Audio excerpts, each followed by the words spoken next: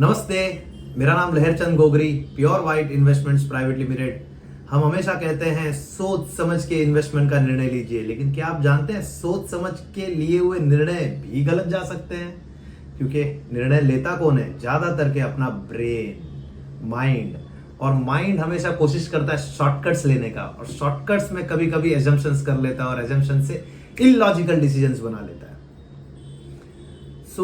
ये सब cognitive mistakes है या हमारे ब्रेन माइंड रिलेटेड मिस्टेक्स है। हम सोचते हैं कि नहीं ये सही है, लेकिन होता नहीं है। एग्जांपल्स लेते हैं। पहला एग्जांपल्स लेते हैं गैम्बलर्स फैलेसी। तो गैम्बलर्स फैलेसी ये बोलता है, जैसे मैंने अभी एक सिक्का उछाला और पिछले 5 बार से ये हेड्स आया, तो मैं अब सोचता हूं कि 5 बार हेड्स आया है, तो अब 6वीं बार तो नहीं, ये टेल्स ही आएगा। मतलब बहुत हो गया हेड्स आना, अभी तो टेल्स ही आएगा। मतलब मैं बोल रहा हूं कि अभी जो स्टॉक चल रहा है या मार्केट आज 4 दिन से चल रहा है, अब मैं बोलूंगा नहीं 4 दिन हो गया चढ़ ही रहा है, तो अब तो चांस है भाई नीचे आने का। फैलेसी है, जरूरी नहीं है सही है। दूसरी फैलेसी की बात करते हैं। तो इसमें एक फैलेसी है हॉट हैंड फैलेसी।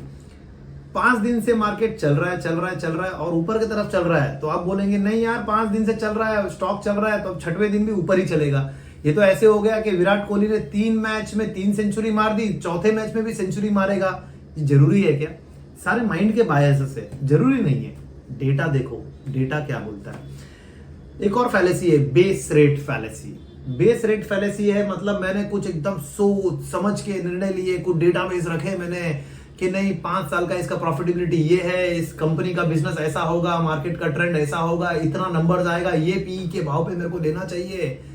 लेकिन मैंने लॉन्ग टर्म का डिसीजन तो बना दिया, बेस रेट के हिसाब से कैलकुलेशन कर लिया, लेकिन शॉर्ट टर्म में नॉइज आया, बहुत सारी न्यूज आए, स्टॉक मार्केट में ट्रेडर लोग ने कुछ अलग न्यूज बोला, मैंने वो न्यूज के ऊपर रिएक्ट किया और मैंने जो कन्विंस हो गया था कि लॉन्ग टर्म्स के लिए स्टॉक इस कारणों की वजह से अच्छा है, मैं उसमें बदल का स्टैंड ले लेता हूं। Base rate fallacy.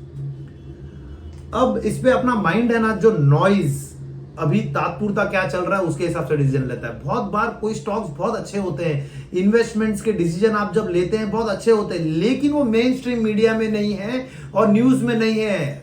Indian humans या इंडियन इन्वेस्टर उसी स्टॉक्स या उसी इन्वेस्टमेंट को लेना चाहते हैं जो ट्रेंड में है। अच्छा है वो जरूरी नहीं है, ट्रेंड में है ना, मोमेंटम में है तो लेते हैं। ये इंडियन इन्वेस्टर बहुत बार गलती करते हैं। अब इसका एक सोल्यूशन है। हर डिसीजन सोच समझ के लेना है, लेकिन सोच समझ के लेने के पहले डेटाबेस को देखना है कि डेटा वही बोल रहा है क्या, या फिर एक अच्छा म्यूचुअल फंड डिस्ट्रीब्यूटर को कांटेक्ट करना है कि भैया मैं इमोशन से बायस कैसे नहीं हूं, इमोशंस के बिना मैं कैसे डिसीजन लूं। आपको एक डेविल्स एडवोकेट चाहिए। All the best.